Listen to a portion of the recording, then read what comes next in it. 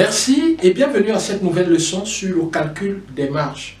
Le calcul de la marge se passe d'une certaine façon parce que pour définir votre marge, il faudrait bien comprendre votre marché et voir dans quel positionnement vous voulez lancer votre entreprise.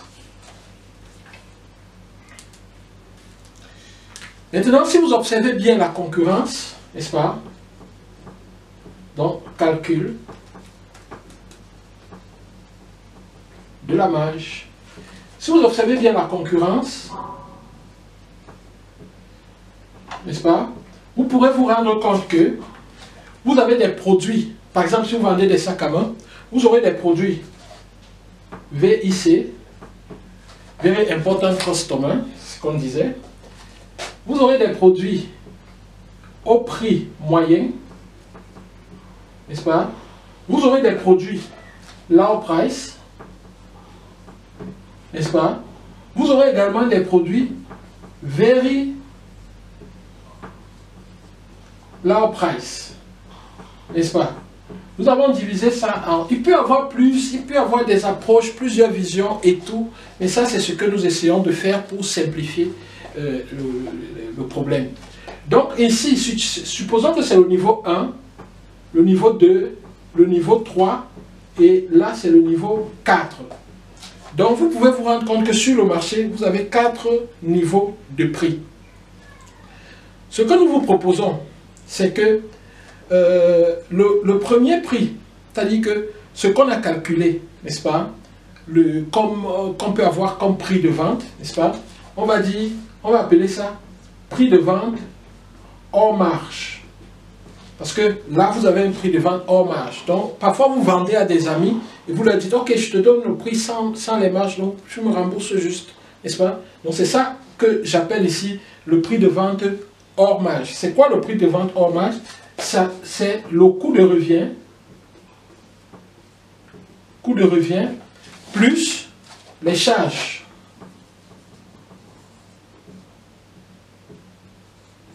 Les charges fixes. Ça vous donne votre prix de vente hors marge. Maintenant, le prix de vente, n'est-ce pas, c'est le prix de vente hors marge plus votre marge. Maintenant, votre marge, vous pouvez avoir une marge globale de l'entreprise où vous vous dites que non, moi, mes produits, lorsque ça arrive, je voudrais avoir 80%. Vous fixez cette marge-là. Donc, chaque fois que le produit vient, vous faites 80% de ça, vous additionnez là-bas, tac, ça vous donne votre prix de vente, n'est-ce pas? Ainsi de suite. Bon, maintenant, revenons ici. Lorsque vous observez ça, vous vous dites, ok, comment est-ce que je voudrais me définir par rapport à ce qui se passe déjà sur le marché? Est-ce que je voudrais être ici? Est-ce que je voudrais être là? Est-ce que je voudrais être au niveau 2? Est-ce que je veux être entre le niveau 2 et le niveau 3? Est-ce que je voudrais être ici? Est-ce que je voudrais être ici? Maintenant, vous ne pouvez pas aussi choisir d'être là ou là au hasard. Ça dépend de votre prix de vente hors marge.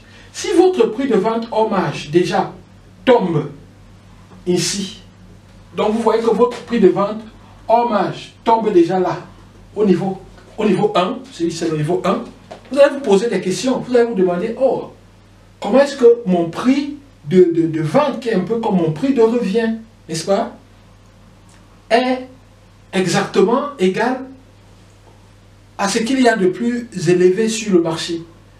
Vous voyez, là, vous allez vous interroger, quelle peut être la raison? Peut-être le fournisseur vous fait ça très cher, ou alors vous avez trop de salariés, vous avez trop de charges, bref, vous devez trouver la raison.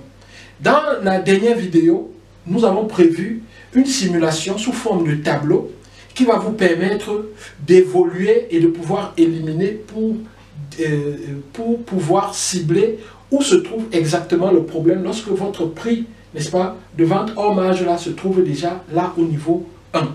Par contre, si ça se trouve ici, vous voyez que si vous ajoutez votre marge, vous pouvez tomber là-bas. Ça se trouve là, vous ajoutez votre marge, vous pouvez déjà tomber là, là, ainsi de suite, ainsi de suite.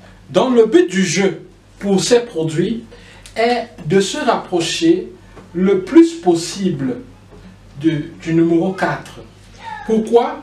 Parce que en termes de prix et de qualité, c'est-à-dire le positionnement dans le marché par rapport à la concurrence, plus je me rapproche du numéro 4 dans un marché drivé par le prix, plus j'ai des chances de vendre. C'est-à-dire que si les consommateurs prennent leurs décisions par rapport au prix de l'article, plus je serai proche de 4, plus je serai à mesure de vendre. Mais il ne faut pas oublier qu'il y a également la qualité, n'est-ce pas? Vous savez, on parle souvent du rapport qualité-prix. C'est-à-dire que qualité et prix. Voyez, il faudrait qu'il y ait un bon rapport qualité-prix. Très souvent, le very low price est de très mauvaise qualité. Donc, plus on descend, attendez, il y a une coupe très intéressante, truc très intéressant. Donc, généralement, plus on descend comme ça, plus on perd en termes de qualité, n'est-ce pas? Donc, la qualité chute. Plus on va vers 4, plus la qualité chute. Par contre, plus on monte, plus la qualité augmente. Donc, la qualité, en fait, augmente avec le prix. La qualité descend également avec le prix. Donc, c'est ce qu'il faut comprendre. Ce qui fait que, parfois, on vous demande c'est-à-dire que, on me dit, écoute, je voudrais avoir un bon produit, n'est-ce pas? Un produit de bonne qualité, n'est-ce pas? Au bon prix. C'est-à-dire, vous allez voir, bonne qualité et bon prix. Voilà. Quand c'est bonne qualité et bon prix, vous savez ce que ça donne? Quand on combine les deux, ça donne bonbon. Entre nous les amis, combien coûte un bonbon? Donc c'est très difficile, c'est bonbon. Donc le bonbon, il ne coûte rien du tout. Vous voyez? Donc quand on a bonbon, la valeur est perdue. Généralement, quand on a bonne qualité, bon prix, c'est bonbon, c'est pas bien. Donc c'est très compliqué. Ce qui fait que nous allons le voir, je pense, à la quatrième vidéo. Il faudrait vraiment, quel que soit, c'est-à-dire que le produit que vous avez et son prix, il faudrait pouvoir travailler votre positionnement sur le marché sans trop en tenir compte. Et en définissant votre niche et en voyant quelle est la capacité d'achat de votre niche, vous pourrez mieux vous en sortir et mieux comprendre comment cela fonctionne. Sur ce, je vous dis merci d'avoir suivi cette vidéo, cette leçon. Je vous donne rendez-vous à la prochaine vidéo, n'est-ce pas? Vidéo numéro 3. En attendant, portez-vous bien, restez couverts, restez sages, utilisez les gels hydroalcooliques et les solutions hydroalcooliques. Portez un masque lorsque vous sortez, soyez très prudents parce que je ne voudrais pas que vous soyez malade, je ne voudrais pas que vous soyez contaminé, je vous veux en santé parce que si nous tenons tous bon, en 2021, nous allons réaliser des choses énormes, Je voudrais que des leaders dans les business avec la Turquie sortiront d'ici, de ENG Consulting. Parce que une fois que vous travaillez avec nous, une fois que vous êtes partenaire avec nous, une fois que vous avez pris un seul de nos services, vous devenez un de nos partenaires et nous privilégions tous nos partenaires. Vous devenez une partie de nous. Et en tant que partie de nous, nous ferons tout pour que nous ayons tous le succès et que le succès des uns se répertorie sur les autres et ainsi de suite.